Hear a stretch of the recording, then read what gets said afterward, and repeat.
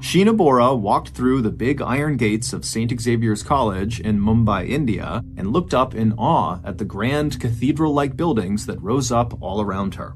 It was July 2006, and it was Sheena's first day of college. The 19-year-old had worked hard all through high school, even taking extra classes in the evenings to make sure she remained at the top of her class. Her favorite subjects were math and science, and so at St. Xavier's, she had decided to major in economics, which is a subject that includes elements of both math and science. On this July day, Sheena wore leggings under a flowing deep blue top that covered her shoulders, in keeping with St. Xavier's strict dress code. But even dressed modestly, Sheena was very beautiful. She had long dark hair, big brown eyes, and a wide, sweet smile. But she was shy and nervous, and she didn't know anyone at the school yet, so to avoid any awkward interactions with new people, she intentionally walked quickly and kept her eyes looking straight ahead. As she hustled deeper into the sprawling campus, Sheena passed through a garden with palm and mango and papaya trees, and then she walked under a graceful stone arch engraved with the name of the school. Just past that archway, Sheena checked in at the security desk, and then she turned right and walked toward the middle of the campus, which was an open plaza centered on a Gothic chapel with tall green stained glass windows. When she reached the place, Sheena stopped to look around. It was packed with students laughing and shouting, and for a second, she was overcome with amazement at where her life had taken her. Until just a few months earlier, Sheena had had little hope for her future. She was a poor girl from a crowded city called Guwahati, located almost 2,000 miles to the east of her new college. Her family counted every rupee, which is Indian money, and some nights dinner was just rice. But now, here she was at one of the very best colleges in India. St. Xavier's had everything: state-of-the-art computer labs, a library with more than 1 million books, and it even had its own museum.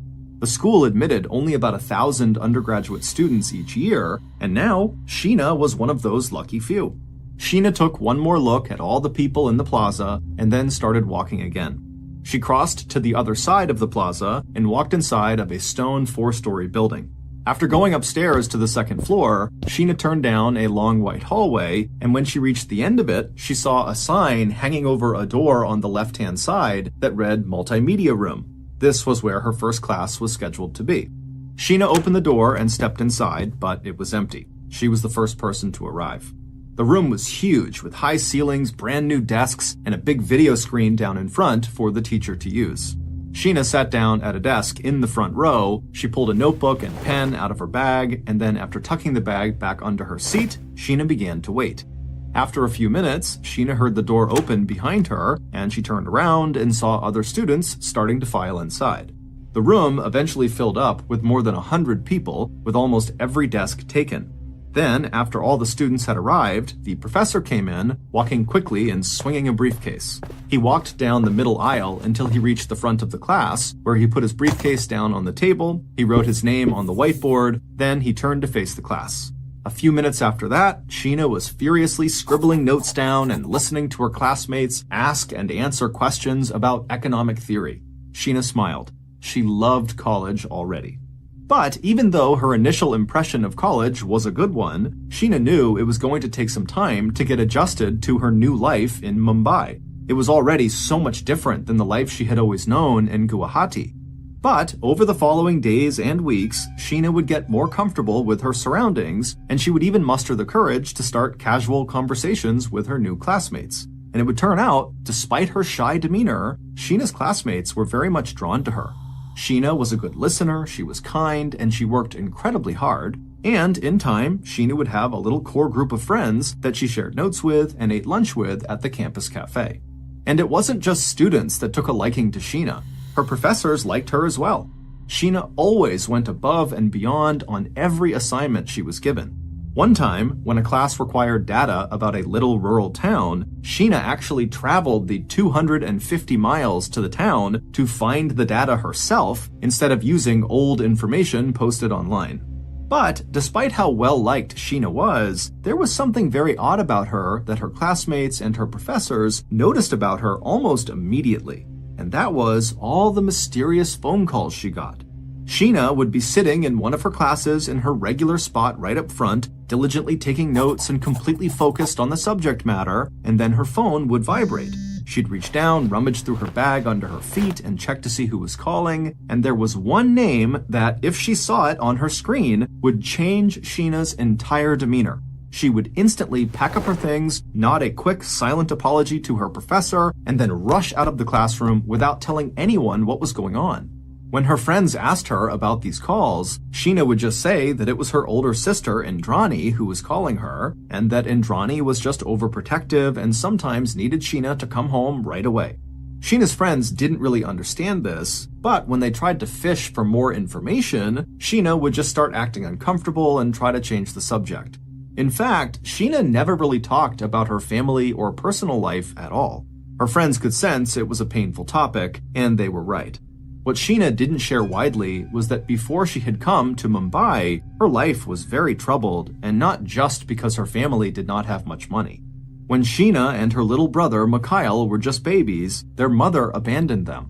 Sheena's mother had always dreamed of fame and riches, and so when she got the opportunity to go to a big city to study, she took it, leaving her kids behind. And so Sheena and her brother had grown up in a little house in a narrow alleyway with their grandparents. The grandparents had tried their best, but it was very hard. Mikhail had mental health issues, and Sheena was always sad because she missed her mother terribly. Sheena would write about her mother in her diary. Some days she would wonder about why her mother had not come back. Did she not love her children? Other days, Sheena would find herself dreaming of doing exactly what her mother had done, leaving and going to college in a big city. And it was Indrani, the overprotective older sister who always called in the middle of Sheena's classes, who had made Sheena's college dream come true. Indrani was about 15 years older than Sheena. She had left Guwahati years earlier, determined to make a better life for herself, and with her charm and fierce work ethic, she had done it. She was glamorous and beautiful, and just recently married to a man named Peter Mukherjee, who ran India's most successful TV network and who had been named one of India's 50 most powerful people. Indrani was a socialite, a businesswoman, and a media tycoon. Some people even called her the First Lady of Indian television. But no matter how famous and wealthy Indrani got, she never forgot about her little brother and sister back in Guwahati. And so finally, in 2006, Indrani came back to Guwahati and pulled her younger siblings out of poverty and away from their little house in the alley. Indrani sent Mikhail to a school in the south of India and then to treatment for his mental health issues, and then she brought Sheena back west with her to Mumbai to go to school at St. Xavier's. So now, when Sheena's phone rang and she saw it was Indrani calling her, no matter where she was or what she was doing, she would always stop and answer that call. She felt like she owed that to her older sister for all she had done for her. When Sheena had first arrived in Mumbai, she lived for a while with Indrani and Indrani's husband, Peter, in their penthouse apartment in a luxury building in South Mumbai. But by late 2007, about 1 year into her time at St. Xavier's, Sheena had found a place of her own. A pretty little flat near her school in a neighborhood called Colaba, right on the Arabian Sea. And while Monday through Friday, Sheena stayed at school or her flat and focused exclusively on her schoolwork, she still found time every weekend to go visit with Indrani and Peter at their penthouse. And it was during one of those weekend visits that Sheena met the man who would forever change the course of her life. It was a quiet Sunday afternoon toward the end of 2007 during Mumbai's monsoon season when it rains almost continually for months. Sheena was sitting on her sister's couch reading a book when, from behind her, she heard the door to the penthouse open. And then she heard a young man's deep voice calling out a greeting to Indrani and Peter. Sheena folded the page of her book, laid it on her lap, and turned around. And there, standing in the doorway, greeting Indrani and Peter with hugs, was one of the most handsome men Sheena had ever seen. He was tall and athletic with dark eyes, high cheekbones, and slicked back jet black hair. He also had a faint British accent. To Sheena, he looked and sounded just like a movie star. His name was Rahul Mukherjee, and he was Peter's son from a previous marriage. Rahul had been living in the United Kingdom, but after getting dumped by his longtime girlfriend, who was upset that Rahul could not keep a steady job, Rahul had decided to return to Mumbai and try to make it in Bollywood.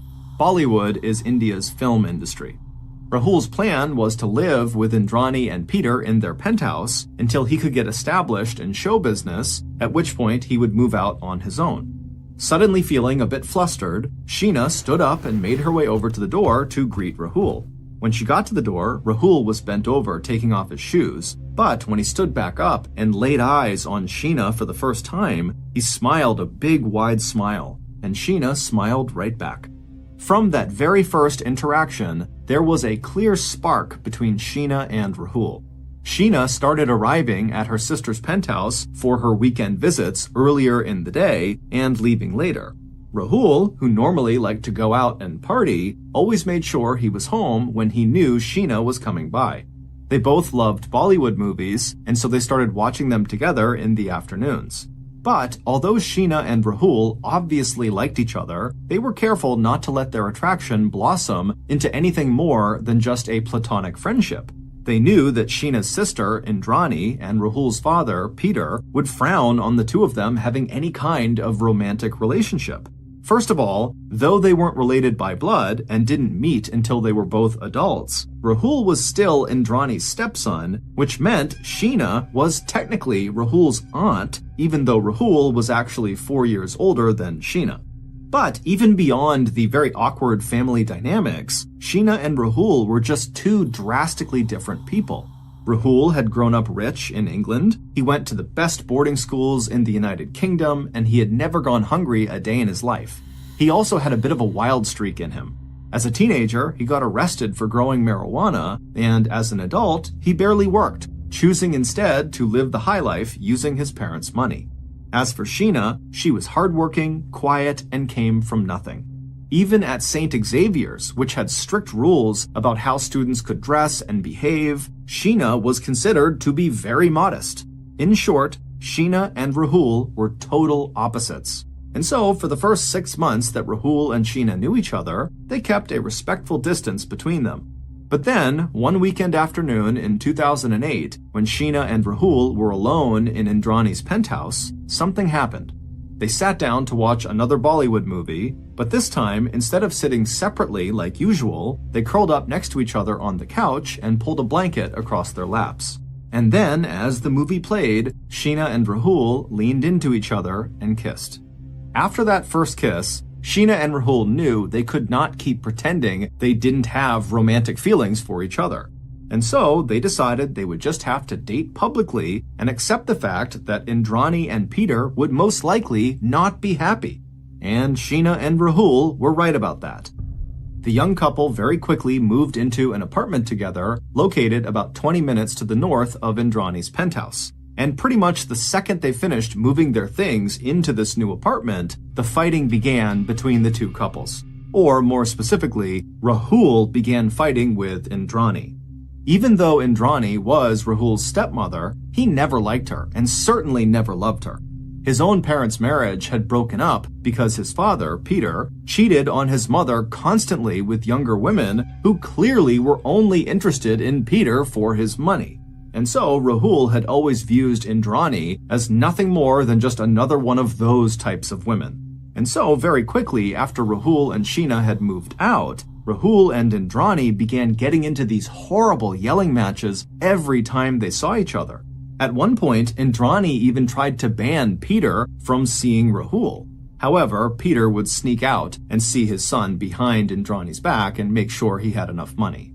As Rahul and Indrani fought more and more, Sheena started to distance herself from Indrani and the rest of her family. Sheena also began adopting some of Rahul's worst habits, like blowing off responsibilities to stay out late and party, and at least one time, people saw Sheena and Rahul snorting cocaine together in a nightclub. But despite all the drama around their relationship, Sheena and Rahul remained a couple. And they were still a couple a few years later in 2011, when by that point, Sheena had managed to graduate from St. Xavier's, and she had managed to get a full-time job with Mumbai's metro train system. But despite Sheena and Rahul believing that at this point, their lives were going more or less the way they wanted them to be going, they were in for a shock.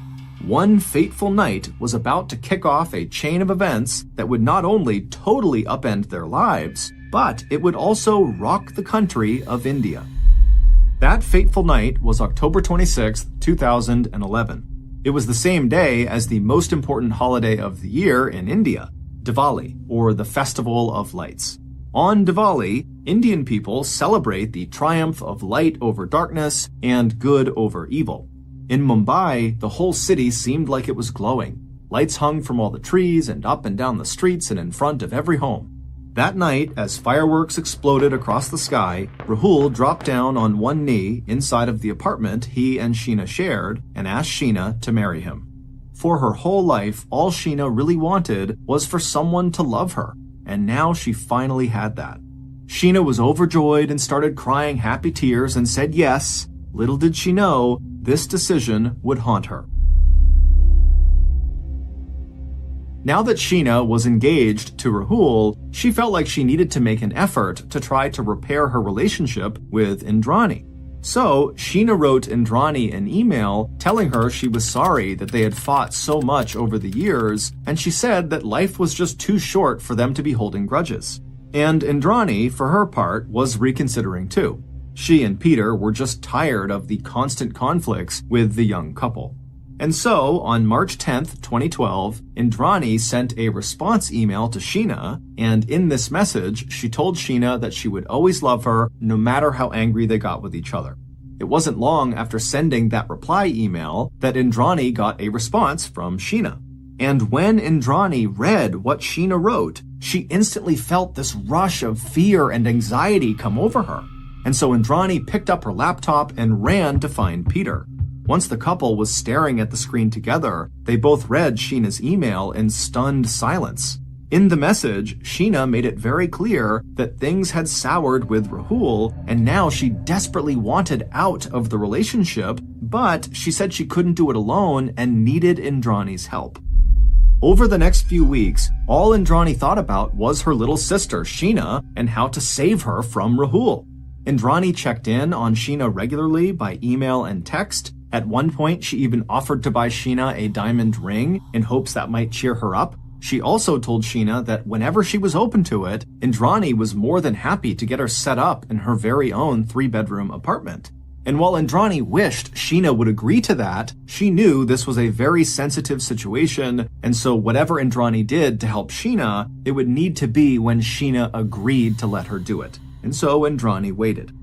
On April 24th, 2012, a little more than a month after Sheena first asked for Indrani's help in that email, Sheena told Rahul that she was going out to meet her sister Indrani for dinner. Sheena asked Rahul to drop her off on Linking Road in Bandra, which is a famous shopping area in a fancy suburb of Mumbai, known for the huge and colorful variety of clothes and shoes and fashion accessories sold by street vendors. Rahul knew that Sheena was talking to her sister again, but because he was still on very bad terms with Indrani, he had actually tried to put a stop to it. But Sheena seemed desperate to make things right with her sister, so as much as Rahul disapproved, he did not try to convince Sheena not to go out and see Indrani for this dinner date. And so, at around 6 p.m. that evening, Rahul, somewhat begrudgingly, gave Sheena a ride from their flat to Linking Road. By 6:30 p.m., they had arrived at the bustling shopping center, and Rahul had pulled his car into a parking space. Sheena leaned over from the passenger seat and gave Rahul a kiss, and then opened her door and got out of the car. Rahul watched as Sheena started to walk into the crowd of shoppers, but then he saw her turn around to face him again. She was wearing a maroon top, jeans, dangly earrings, and her engagement ring, and she was carrying a purse. She smiled and told Rahul one more time that she loved him and that she would see him later. Then she pulled her purse strap up over her shoulder, turned around again, and started walking into the crowd. Rahul could see where she was going. In the middle of the crowd was this fancy silver sedan, where Indrani was sitting in the back seat. Rahul could see there was a man he didn't know leaning against the outside of the car smoking a cigarette, and Rahul figured that was Indrani's driver. He watched as Sheena arrived at the side of the car and bent down to look in the window and wave hello. Then Sheena pulled open the back left door, climbed inside, and shut the door behind her. At this point, the smoking man dropped his cigarette, put it out with the heel of his shoe, then climbed into the driver's side of the car. Rahul watched the silver sedan back up and then start to drive away, and after a few moments, he had lost sight of it in the big crowd.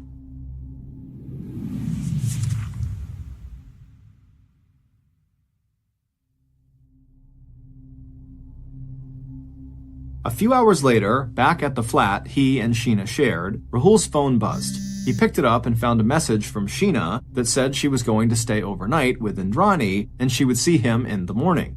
Rahul frowned at this message. He was already unhappy that Sheena and Indrani were rekindling their relationship, and he didn't like the idea of the two of them getting so close again so fast. He was also starting to feel suspicious that Indrani might try to break up the couple's engagement. The next morning, when Rahul woke up, he called Sheena, but she didn't answer. A little while later, though, she sent him a text message that said she would be home soon, so he relaxed and started going about his day. But about 45 minutes later, Rahul's phone buzzed again. He was standing in his kitchen making himself something to eat, and when he grabbed his phone off the counter and read this new message Sheena had sent him, his chest suddenly tightened and his face started getting hot. He dropped the knife he was holding and left his food on the counter, and then, while furiously texting a response to Sheena, he ran out of the flat and got into his car. Seconds later, he was peeling out of his parking spot and careening down the road. The text message that Sheena had sent Rahul that upset him so much was very simple. She had met someone else, and so she was breaking up with Rahul. She didn't respond to anything else Rahul texted her. As Rahul sped south towards Indrani's penthouse, Sheena and Indrani were on the road too, driving south out of Mumbai. They sat shoulder to shoulder in the back seat of Indrani's car. Their hair and makeup were perfect, and there were 2 suitcases packed in the trunk. Sheena's head rested on Indrani's shoulder. A few minutes later, Rahul arrived at Indrani's penthouse apartment, parked crookedly in a spot outside, and then got out of his car and slammed the door. He walked quickly towards the front door of the building, which was manned by a security guard. The guard knew Rahul and usually just said hello and waved him inside, but today he acted differently. Indrani had told the guard, along with the rest of her staff, that there might be some commotion soon and that they were not to let anyone into the penthouse, especially not Rahul. So when Rahul tried to walk past the guard stepped out from behind his desk, stood in front of Rahul, and shook his head, telling Rahul he was sorry, but he just couldn't go any further. Rahul stopped short. At first he was just confused, but his confusion quickly turned to anger. He knew Indrani had to be behind this. Rahul told the guard that he was just here to get his fiancée, but the guard continued to say, "I'm sorry, you can't come in." And so, with a very quick step to his left, Rahul darted around the guard and ran into the building. Rahul was able to get into the elevator car and shut the doors before the guard could catch up to him. Rahul rode the elevator up to the 5th floor, which was the floor of the building where Indrani and Peter lived. But when Rahul opened the door to their penthouse, it was quiet and empty inside. Starting to panic, Rahul rushed back outside into the elevator and rode down just 1 floor to the 2nd flat that Peter and Indrani owned. But when he let himself inside of that residence, the only person inside was a confused maid who said no one had been in there all day. Rahul stormed out, rode the elevator back down to the 1st floor, and walked back over to the guard who was back at his post, and immediately Rahul began demanding that the guard tell him who had been in the building and when. When the guard refused to answer, Rahul began screaming that the man needed to give him the guest book right now that would show him when visitors arrived and left. But again, the guard refused.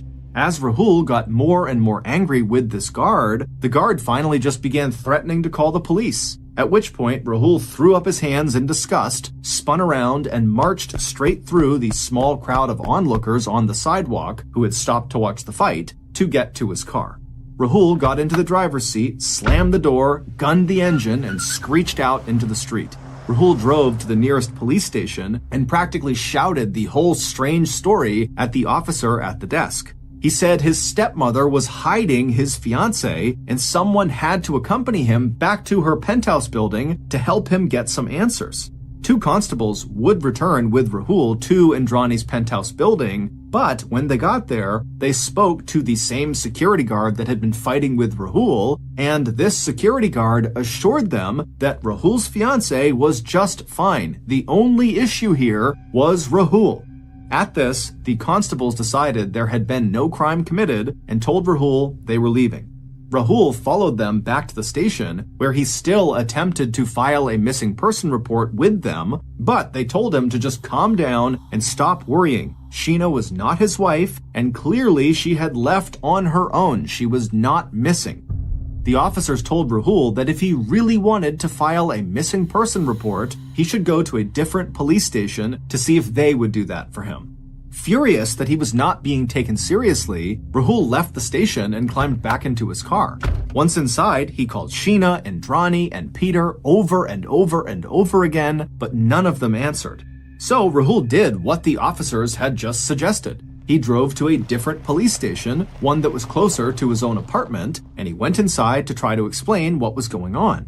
But these police officers had a very similar reaction to Rahul's story, and they too refused to take a police report on what they believed was just a messy breakup. Rahul didn't know what else to do, so he drove home and spent the day calling around to see if anyone knew anything about where Sheena was or who she was with or what she was doing, but no one he spoke to knew anything.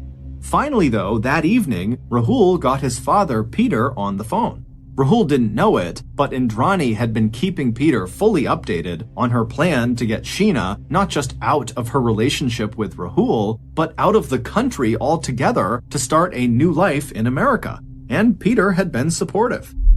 Even though Peter had tried to accept Sheena and Rahul's engagement, he just couldn't. He hated the level of conflict that their relationship brought into the family, and so he was kind of relieved that that relationship was now going to end with Indrani's plan.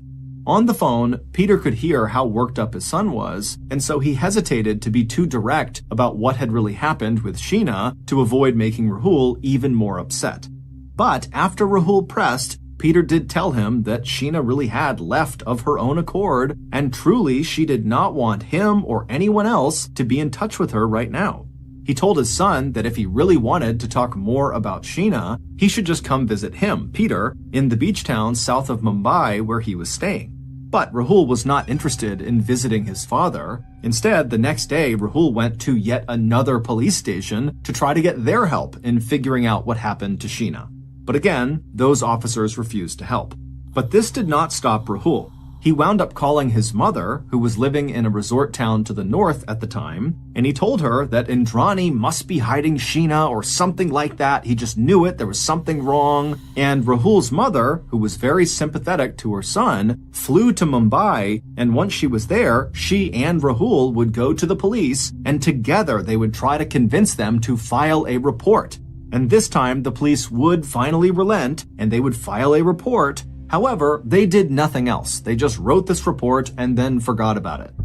But even though the police were not taking him seriously, Rahul was still very much convinced that there was just something off about this whole Sheena situation. He just didn't buy it that Sheena had suddenly left him to be with someone else. And then, a few weeks later, Peter would tell Rahul that Sheena had finally called him.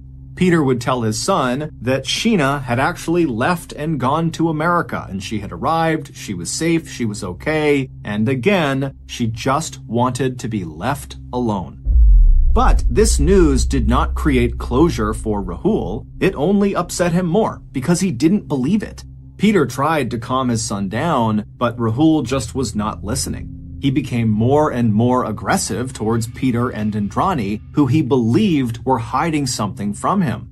To Indrani, Rahul's behavior was simply obsessive, and proof that she had made the right decision to step in and help her younger sister get away from him. And Indrani had seen this kind of dangerous obsessive behavior from Rahul before. A few years earlier, in 2009, not long after Sheena and Rahul had first moved in together, and when Sheena's friends began to notice changes in Sheena's behavior, Indrani had tried to separate Sheena and Rahul. Indrani had been worried about Sheena's mental health, and she had gone to their flat and persuaded Sheena to come with her back to their hometown of Guwahati. And once they got there, Indrani had gotten Sheena set up in a flat of her own and gotten her to see some doctors who put Sheena on medication to combat her depression. But just as Indrani believed Sheena was starting to stabilize, Rahul had suddenly showed up at Sheena's new apartment in Guwahati to take Sheena back to Mumbai. Indrani tried to get Sheena to stay, but ultimately Sheena would go back with Rahul. And it was shortly after their return to Mumbai that Sheena's friends would see her and Rahul snorting cocaine at a nightclub. So now, after Indrani had finally gotten Sheena out of the country altogether away from Rahul, she was determined not to let Rahul ruin this again. So, anytime Rahul called, Indrani and Peter continued to share no information about Sheena's new life, and they would not give up her new contact information. And they remained steadfast in their decision even after one very emotional call in June of 2012 when Rahul said that this whole situation with Sheena had left him so brokenhearted and hopeless that it felt like he was going to die. As for Sheena, she seemed to be doing well. As the months went on, she started slowly opening back up again. She sent emails to some friends telling them she was happy and safe and attending college to get her master's degree in business. She emailed her brother, Mikhail, asking him to take care of some paperwork issues she had left unfinished in Mumbai. Mikhail had actually been in Mumbai in April of 2012, but he had suddenly fallen ill on the same night Indrani and Sheena had met for dinner and returned home to Guwahati without seeing Sheena. He hadn't known she was leaving the country, but the siblings had sort of drifted apart since Sheena had come to Mumbai, so Mikhail just handled the paperwork and didn't pry into her personal life or her breakup with Rahul. The one person Sheena did not reach out to after she left India was Rahul. She just was not ready yet. And finally, after 4 months of phone calls and searching and fighting with Peter and Indrani, Rahul seemed to accept Sheena's decision. He moved out of Mumbai and back in with his mother in a city in northern India in the foothills of the Himalayan mountains. The neighbors soon noticed that Rahul seemed reclusive and strange. He didn't have a job and he didn't really come outside much, except to go to a nearby forest. He also seemed to be drinking a lot and using drugs. But from Indrani and Peter's perspective, this was actually an improvement. At least Rahul was finally leaving Sheena and them alone. But in March of 2013, almost a year after Sheena left for America, she sent Peter a troubling email. In this email, Sheena told Peter that Rahul had been scheming to break up his marriage to Indrani and that she herself had gone along with his plan because she loved Rahul. Sheena said that she felt terrible guilt over this because she owed Indrani so much, but now that she was living on her own and was able to reflect on everything without Rahul's bad influence, it was time to come clean about this. Sheena told Peter in her email that ever since Peter's divorce from Rahul's mother, Rahul and his mother had held a deep grudge against Peter. Sheena's email ended with a warning to Peter. Watch your back around Rahul. He wants to destroy you. By 2015, 3 years after Sheena left for America, things with Rahul and Sheena and Peter and Indrani seemed to have finally calmed down. Peter had heeded Sheena's warning about Rahul, and he had been careful around his son, but Rahul had mostly withdrawn anyway and spent most of his time in the forest near his mother's home. And Peter's marriage to Indrani was now stronger than ever because they weren't fighting anymore about Sheena and Rahul. Sheena still sent occasional emails to Indrani, keeping her updated about her life in America, but she had never gotten back in touch with Rahul, which to Indrani and Peter seemed to be for the best. And Indrani and Sheena's brother, Mikhail, was finally doing well too. He had a good job with an airline and a nice life in Guwahati. All in all, things seemed pretty good. But everything was about to change. On August 21st, 2015, the police in Mumbai made what should have been a very minor arrest. Officers were performing a routine patrol when they stopped a driver. It was Indrani's driver, the same one who drove that silver car Sheena was in the last time Rahul saw Sheena. The police searched Indrani's driver's car and found an illegal pistol, so they arrested him. But the driver really did not want to go to prison, and so he told the police that he had a story they might be interested in hearing. But he said he would only tell it if they agreed not to prosecute him. And when the police heard what the driver's story was about, they agreed right away. So they put Indrani's driver in an interview room with detectives, and the man just started talking. And what he had to say would change everything that everyone thought they knew about Sheena. When the detectives finally left the interview room where the driver had just poured out his whole story over the course of a couple hours, they knew exactly what they needed. Just one single piece of paper, an old police report that some uninterested police officer wrote years ago and stuck in a drawer and forgot about.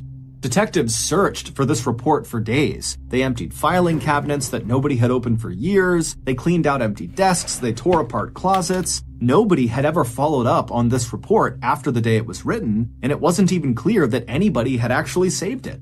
But then, detectives did find it, and on this police report was the name that detectives were looking for. At 4 a.m. on August 28, 2015, 3 years after Sheena left for America, and 7 days after Indrani's driver told police in Mumbai his story, the phone rang at the home of a man named Ganesh Patil. It was the Mumbai police calling. They told Ganesh they needed him to get out of bed right now and meet them in the forest. Ganesh was a 39-year-old father of 2 who lived in a tiny rural village about 50 miles outside of Mumbai. He worked 3 jobs to support his family. He decorated tents with flowers for weddings, he pulled a rickshaw, and he served as a kind of informal deputy for police. Basically, he helped the police when they had some specific local issue they needed to solve. The village where Ganesh lived was located in a district called Raigad. Raigad includes about 35 tiny little villages, but it's mostly forest, very dense forest. And in this forest, not only is it easy to get turned around and lost, it's also just plain dangerous. There are fast-moving rivers and deep gorges that seem to appear out of nowhere, and on top of that, this forest is known as, quote, Mumbai's dumping ground because people go there to commit suicide and bury bodies of people they have murdered. And because the entire district has only 2 police officers, the vast majority of crimes in this area don't get investigated. So even when bodies are discovered in this forest, police just pay the villagers to bury the bodies where they were found. When the police called Ganesh early that morning, they asked him to lead them right now to a particular spot in that forest. It was at the bottom of a hill where mangoes grow. Ganesh did not ask any questions. He knew what this was about. By 6 a.m. that morning, Ganesh was walking down a muddy, sloping path through the forest. In the past, when he came here to gather mangoes, he was alone. But now he was being followed by a horde of police officers who were all carrying shovels and bright lights. No one spoke as they walked. All Ganesh could hear were the sounds of birds and rustling leaves, and the trudging of lots of boots and the clanging of metal equipment. Ganesh finally got to the bottom of a hill near some mango trees, and he came to a stop.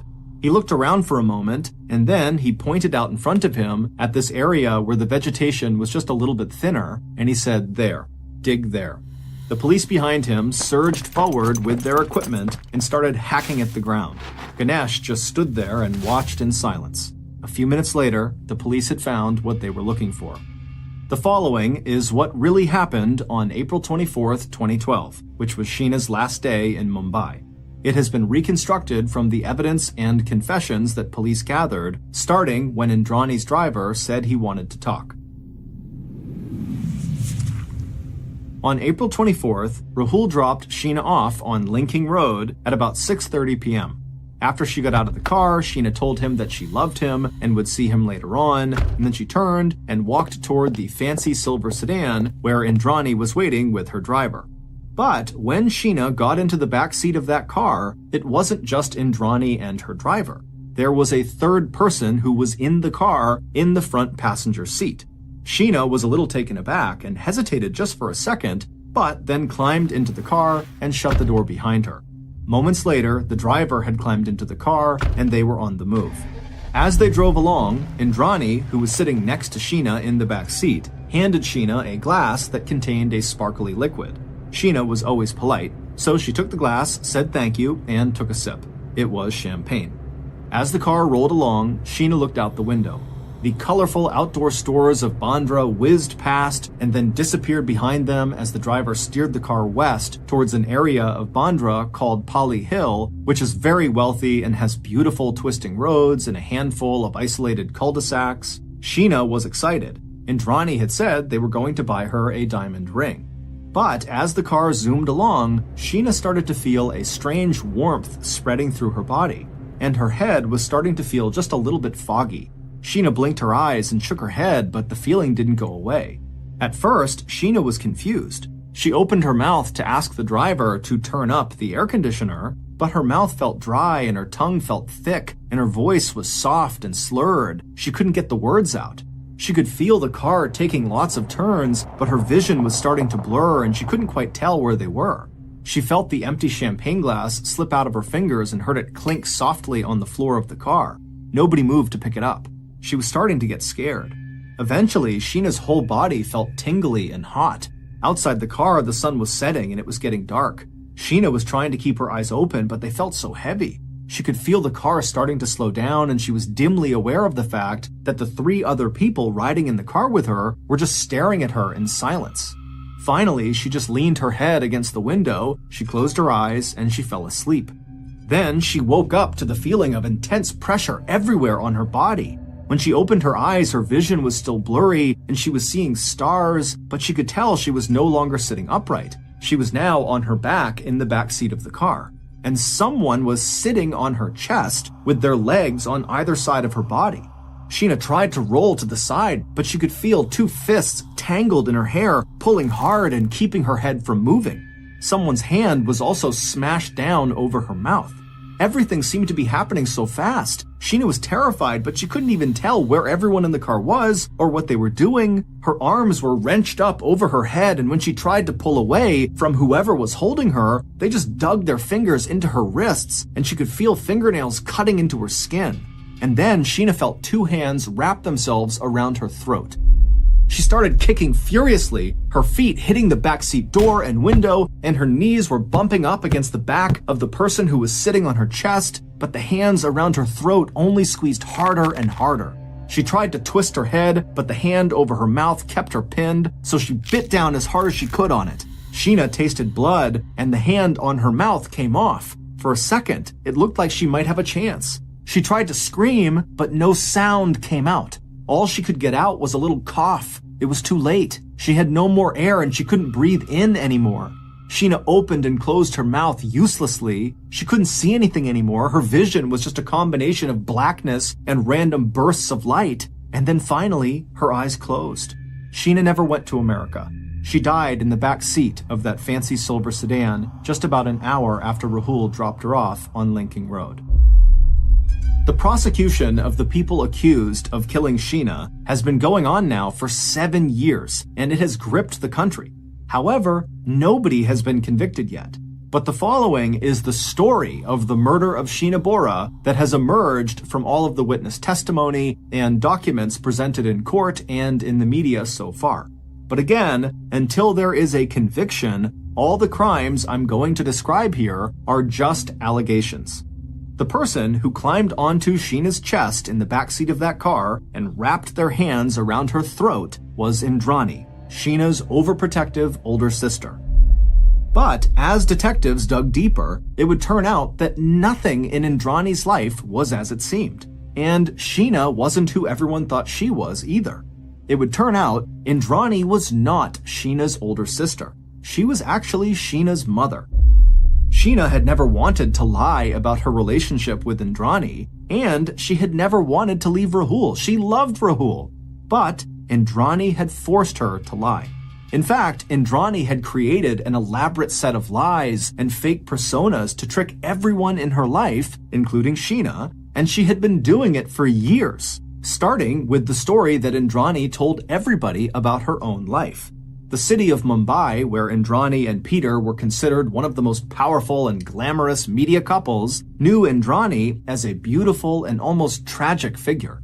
She had told everyone that her father died when she was a child, and her mother married her uncle, who abused her. So she said she fled her hometown of Guwahati, leaving her brother and sister, Mikhail and Sheena, behind. She got married, but she said her husband beat her, so she left him and finally found true love with Peter. And once Indrani had built her life with Peter, she told everyone that she went back to Guwahati and rescued her brother and sister. So when Sheena appeared in Mumbai, everyone thought that Indrani was generous and selfless and loyal. But almost none of that was true. Indrani actually grew up spoiled by her parents, who were both still alive. Indrani had Sheena when she was about 17 years old, and then Mikhail a year and a half later. And Indrani hated taking care of those two babies. So one day, she just left. And once Indrani was out of Guwahati, it was like her kids, Sheena and Mikhail, didn't exist. She just started her life over again. She got married to a rich businessman, but she got tired of him quickly, so she divorced him and moved to Mumbai, where she married Peter, who was much more rich and famous. And this is how Sheena came back into Indrani's life. Indrani's parents back in Guwahati were raising Sheena and Mikhail, and their financial situation was just getting worse and worse. Then they saw a photograph of Indrani in the news with Peter, and so they called Indrani right away and said, "You need to help us out financially." Indrani didn't want any connection with Sheena or Mikhail, and she was furious that her parents had reached out at all, but she also didn't want anyone to know that she had two kids from her teenage years that she had abandoned, or that her whole life story was a lie. All Indrani wanted was to keep her secret family back in Guwahati quiet, so she knew she had to do what they wanted. At first, Indrani just sent money. But then, as Sheena and Mikhail grew up and they became more expensive, Indrani's parents demanded more money. And that was how Indrani wound up bringing Sheena to Mumbai in 2006 under a very strict agreement that Sheena was going to tell everyone that Indrani was her sister, not her mother. And it was an agreement that Sheena kept, but it made her incredibly depressed. When Sheena and Rahul fell in love, Indrani wasn't really worried about Rahul being a bad influence on Sheena, even though that's what she told people. Instead, Indrani was just afraid that if Sheena and Rahul got married, they would cut her, Indrani, out of Peter's huge fortune. And even worse, Indrani was afraid that Sheena would expose her secret identity. So when Sheena and Rahul moved in together, Indrani made her first attempt to separate them.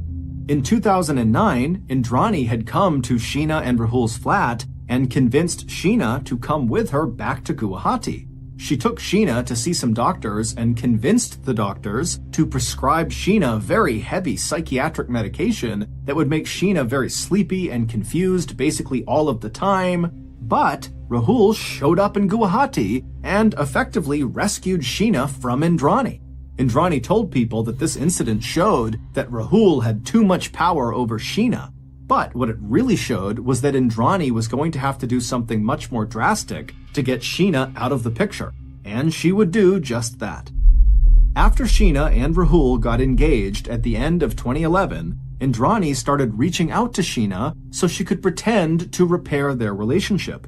In March 2012, when Sheena wrote to Indrani saying she was sorry they fought so much, Indrani wrote back telling Sheena she would always love her.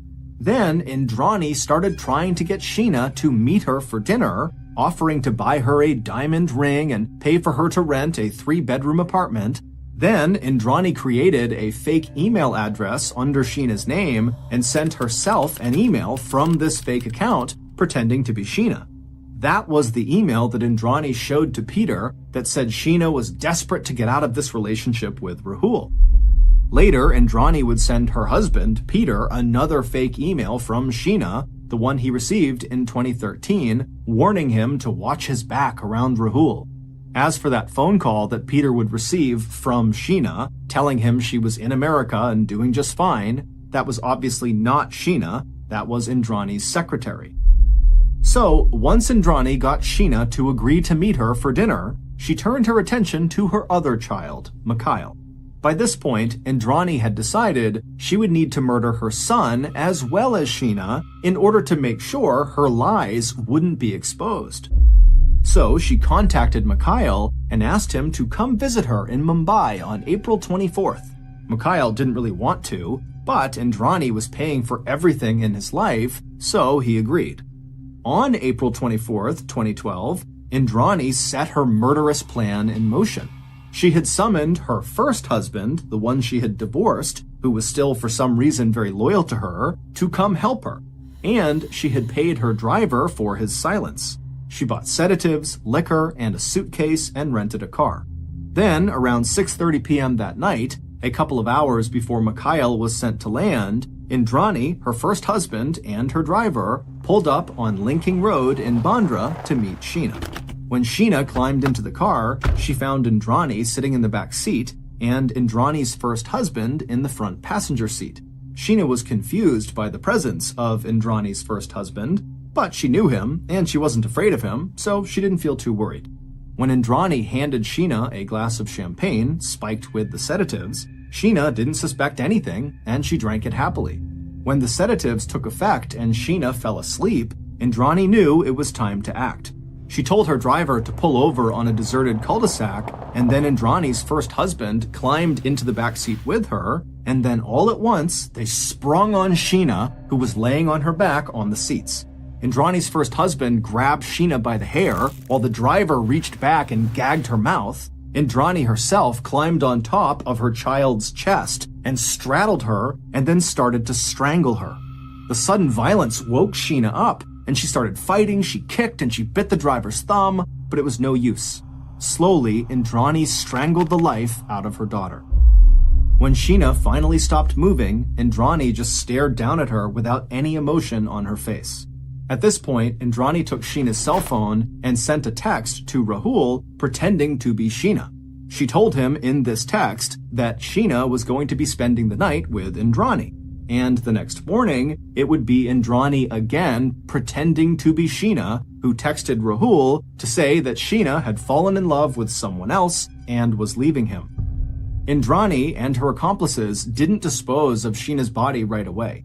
They propped it up in the silver car and made their way back to Indrani's apartment, where they parked in the garage and then stuffed Sheena's body into a suitcase Indrani had bought for this reason, and then they left the suitcase hidden in the garage.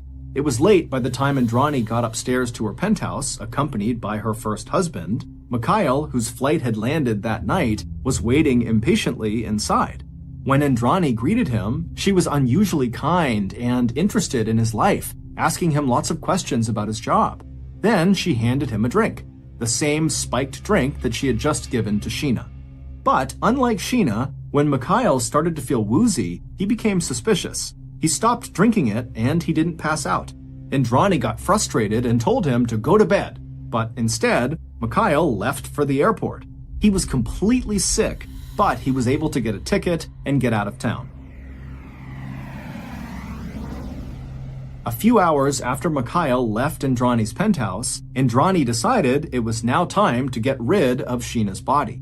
She went down to the garage and she pulled the suitcase out of hiding. She was worried about being stopped at a checkpoint and having the luggage examined, so she pulled Sheena out of the suitcase and carefully brushed and styled Sheena's hair. She put makeup on her, she sprayed her with perfume, then she sat her up in the back seat of the car like she was a living passenger. Then Indrani, her first husband, and her driver piled into the car as well and began driving to where Indrani wanted to dump Sheena's body, the forest in Raigad. As they drove, Indrani sat in the back seat next to her daughter, Sheena, whose head rested on Indrani's shoulder. Once they got to the forest, the driver, Indrani, and her first husband together dragged Sheena's body out into the woods, where they smashed her body with rocks and then lit it on fire. A month later, on May 23, 2012, Ganesh Patil, the man from Raigad who worked as a deputy for local police, discovered Sheena's body. When Ganesh contacted the police about it, an officer wrote the report that detectives would frantically search for 3 years later after Indrani's driver confessed. But at the time of Ganesh's gruesome discovery in May of 2012, the police didn't investigate. They just paid villagers to bury the body where it lay. And where the body lay was where Ganesh had taken police in the early morning hours of August 2015. Right at the bottom of a hill near where the mangoes grow. Indrani was arrested and charged with murder, along with her first husband. As for her second husband, Peter, he was also arrested a short time later and charged with murder, though he has denied knowing anything about Indrani's plans and claims that he too was tricked. Indrani, for her part, denies murdering Sheena and says that Sheena is not even dead. She says that Sheena is alive and well and living in America. The driver has testified in court against Indrani and Peter in exchange for immunity. Indrani's first husband was initially said to have confessed, but now says he's innocent. Peter and Indrani, who are now divorced, are out of jail as the trial drags along. As for Rahul, he has said he doesn't believe his father, Peter, was involved in what happened to Sheena. This case continues to shock and horrify the people of India, and stories about it appear in the news almost every day.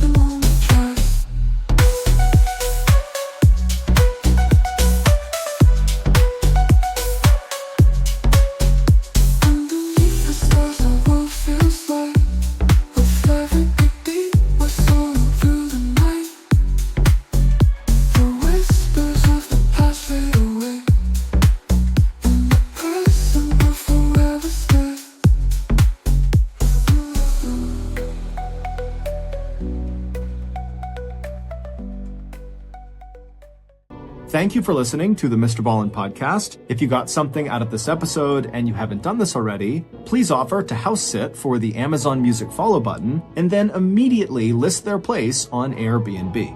This podcast airs every Monday and Thursday morning, but